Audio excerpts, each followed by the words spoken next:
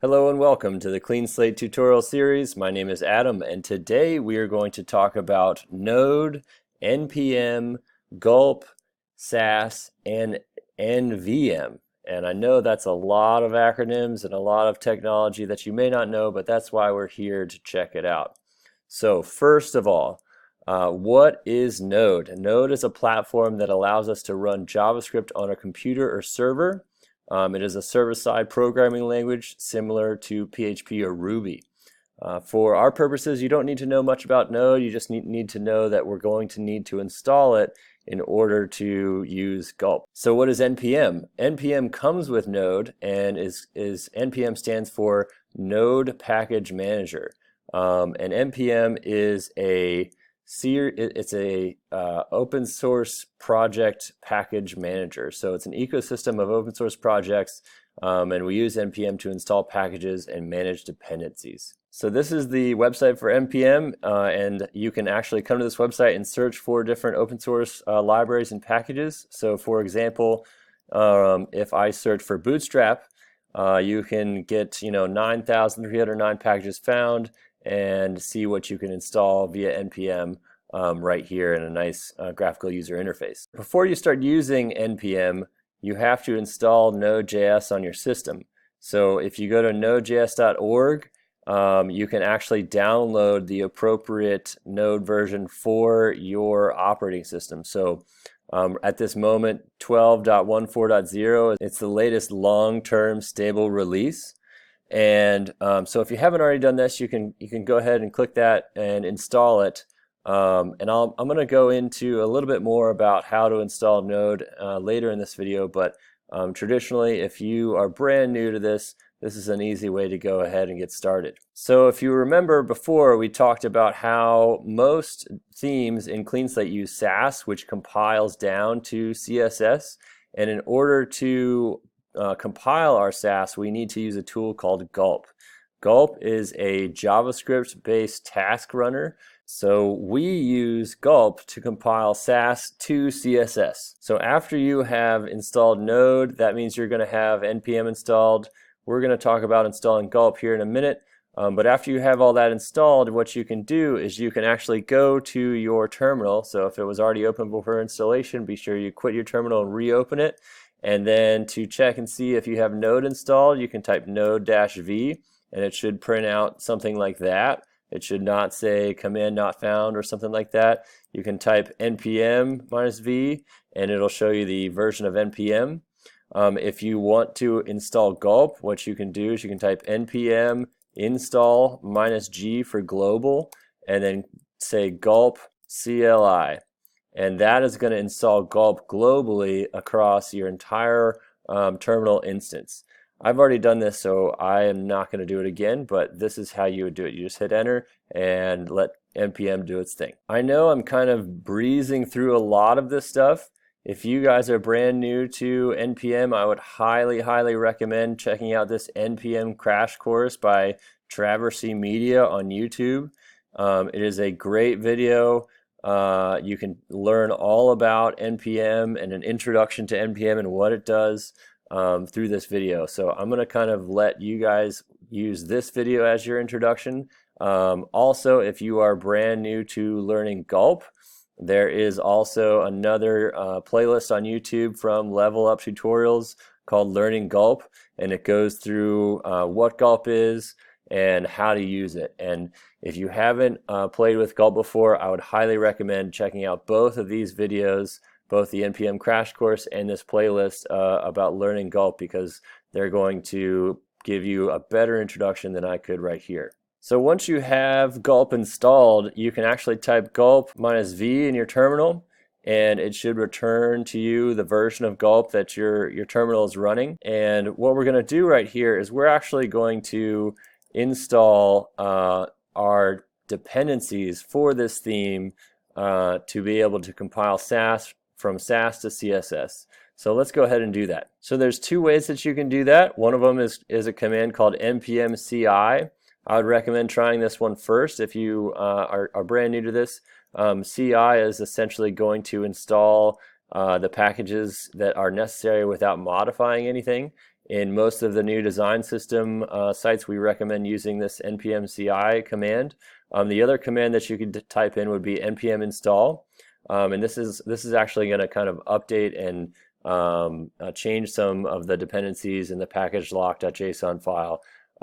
So if you have a package.lock.json file, type npm CI, and if you don't, type npm install. I'm going to use npm CI right here, and it's going to run for a little bit, do some magic, and kind of download the dependencies in order to run Sass, and then it has done that right here. So I've already got this theme open in my text editor right here, and you'll notice that we have this node modules folder. So when I typed npm CI, it actually created this node modules folder and put a bunch of stuff in there.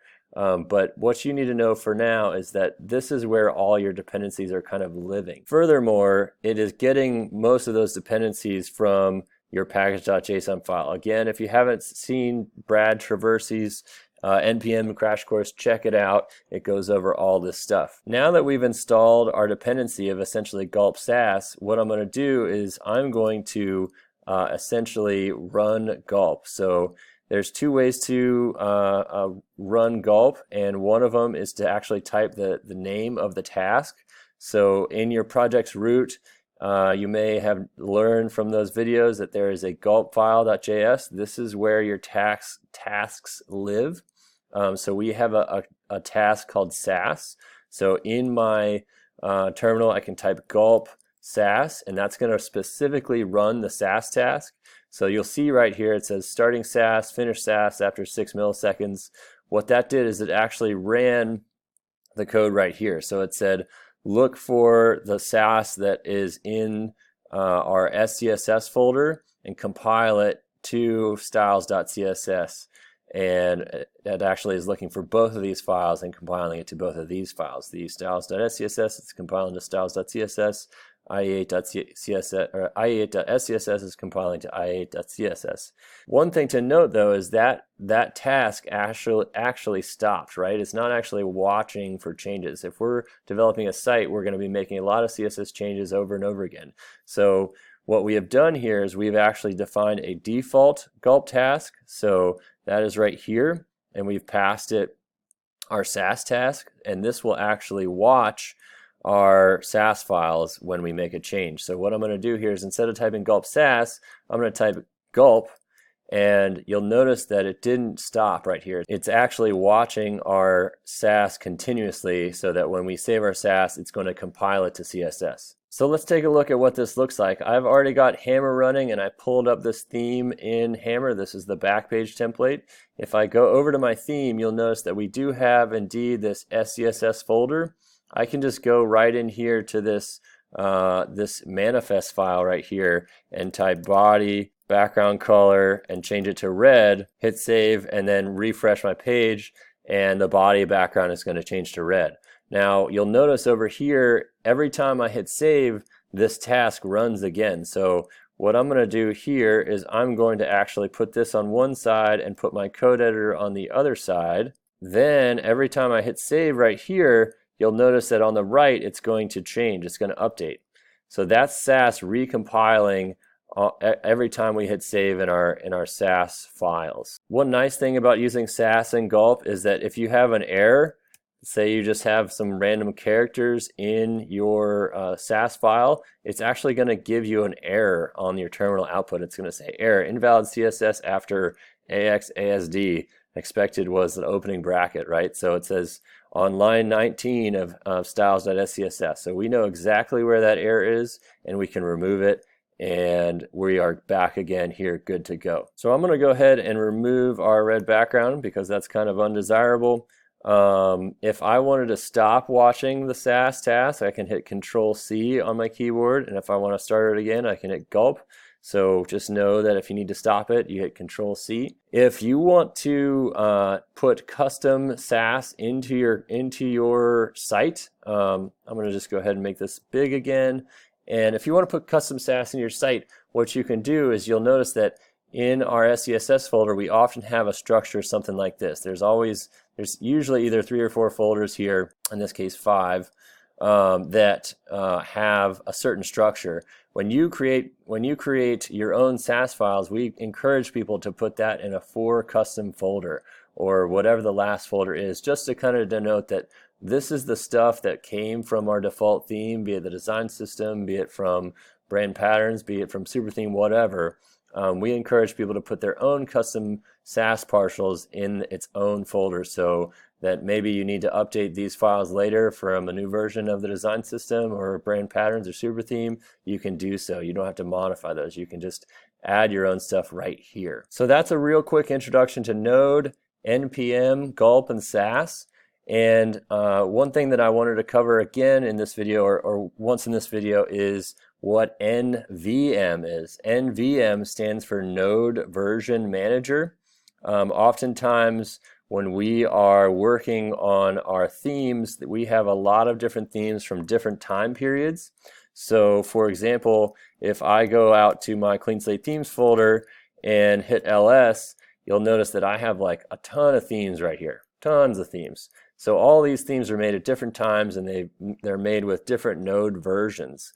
And if you ever run into any errors in when you go to install, type in npm CI or npm install, having NVM installed is a huge help. So one error that we see very frequently after someone types npm install or npm CI is they get this error, EACESS permission denied error.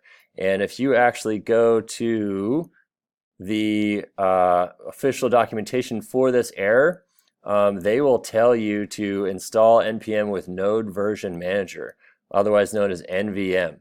So NVM exists on GitHub. It's fairly straightforward to install. All you have to do is go down to the installing and updating section of their README. You can copy this command right here, go to your shell, and hit paste and hit enter, and it'll install it for you. Before installing it, I would recommend reading all of their README, specifically and very thoroughly their installing and updating portion. What they're going to tell you is it's going to install, and then they're going to tell you that this code right here is going to be installed in either your bash profile, your NVM, your bash profile, your ZSHRC, your .profile, or your bash RC files. We dealt with this a little bit when we were installing Hammer VM. If you are on OS X Catalina or earlier, you should put this code and make sure it exists in your ZSHRC file. And if you are on an earlier version of OS X, you might want to look for it in your bash profile or .profile. And how and where do you do that again? So if we go back to my root and clear, and I type ls -la, you'll notice here that I have a .zshrc file right here. If you go to your and I also have a bash profile here, bash rc. If you go to your root file, hit ls and ls -la, and you don't see these files yet, I would recommend creating if you don't have this bash profile, create that. If you're on Catalina or earlier, create your .zshrc file, and making sure that you either paste this in there or that it exists in there already, okay? So this code right here is essentially telling NPM that it should run when you open your terminal and be ready to use. So they actually have a whole section on troubleshooting for Mac OS if you're on Mac OS. So if you are going to your terminal and you type, so I'll just clear this out, and you type NVM list, and it doesn't pull up something like this, it says command not found or something, then you should look at the troubleshooting on Mac OS instructions, because you're probably seeing the same error, and you probably need to put this code inside your one of your profiles, your NVM RC, or sorry, your bash profile, your ZSHRC .profile, or bash RC. The install process is going to try and do that itself. However, sometimes it just fails. Now that we've talked a little bit about how to install NVM, let's talk about how to use it. So you'll notice that I just typed NVM list, and this is going to list the available node versions that you have already installed on your system. So I already have a number of node versions installed, and the way that I can switch between node versions is I can type nvm use, let's say I want to go to 12.2.0, and I can hit enter, and it'll say now using node v, whatever. And I can type node minus version. It indeed prints out that, and I'm using it. I can type nvm use and go back to 10. Let's say 10.16.3, and it says now using node. And if I type node-v, you'll notice that these are different. So I'm easily able to switch between node versions whenever I need to. If you don't have any node versions installed, you can type nvm ls remote, and then I would recommend passing the --lts command. And this is going to list all the remote versions of Node that are available that are long-term support releases. So if I hit enter, and it'll print out all the LTS versions here. So what I can tell you right now is you're probably going to want to have a 10. Whatever version on your computer, and then you're probably going to want to have the latest LTS. So in this case, at the time of this recording, it's 12.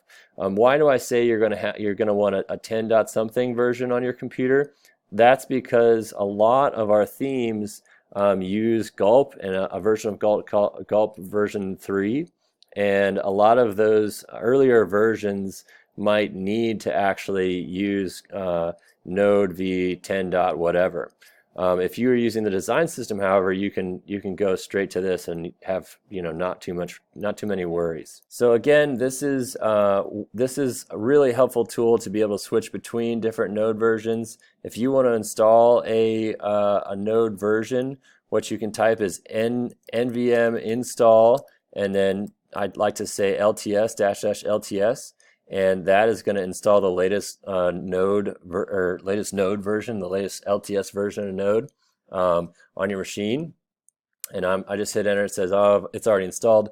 When you install this for the first time, you'll be able to install it.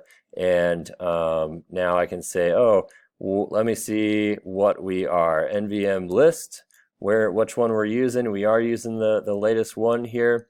So that is essentially how to use NVM. It's a super helpful tool. Maybe not 100% required, but if you have a lot of older themes, just as I do, you may run into that EACESS error, and you may want to look into installing NVM. After you install a version of Node via NVM, you should type gulp -v to make sure that it's outputting the correct version there. If it outputs something like command not found, then you should type npm install -g gulp CLI right here. So just make sure that it's outputting this CLI version correctly after you install Node via NVM. So that about wraps up this video. Again, I would recommend checking out this NPM crash course if you haven't. Definitely also check out the Introduction to Gulp from Level Up Tutorials. There's also probably 100 other videos on YouTube about these same topics. Just choose one that fits for you, and you're bound to start to really take control of your development workflow with these tools. In our next video, we're going to talk about variables in CleanSlate and how to work with variables in your CleanSlate themes. Variables are super powerful, and I'm pretty excited, so we will see you soon.